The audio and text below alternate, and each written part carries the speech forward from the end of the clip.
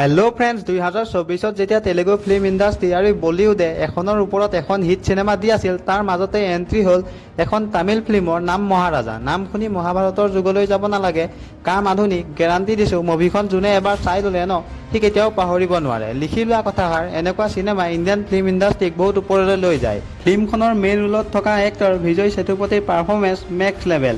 চিনেমাখনৰ ষ্টৰী লাইনৰ পৰা এক্টিঙলৈকে ইমান বঢ়িয়া, ক'বই নালাগে। এনেকুৱা চিনেমা চালেহে বুজিবা আমাৰ আছামিজ ফিল্ম ইণ্ডাষ্ট্ৰিটো যে কিমান পিছ পৰি আছে। মুভিখন শেষ কৰি নোচোৱালৈকে একো ধৰিবই নোৱাৰিবা ষ্টৰী লাইন কি হয়।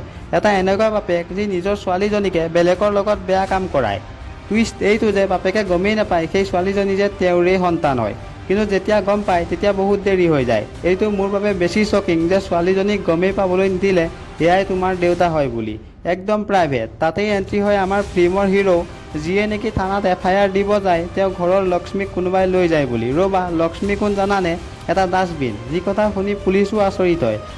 ডাষ্টবিনটোক পাহৰি নাযাবা, সিও মুভিখনৰ এটা মেইন পাৰ্ট, যাৰ নেকি সেই ছোৱালীজনীৰ লগত এটা গভীৰ সম্পৰ্ক আছে। চিনেমাখন হলত ইমান নচলিলে যদিও 100 crore ক্ৰছ কৰিলে, কিন্তু একে টাইমতেই বলিউডৰ বহুত চিনেমা ফ্লপ মাৰি দিলে।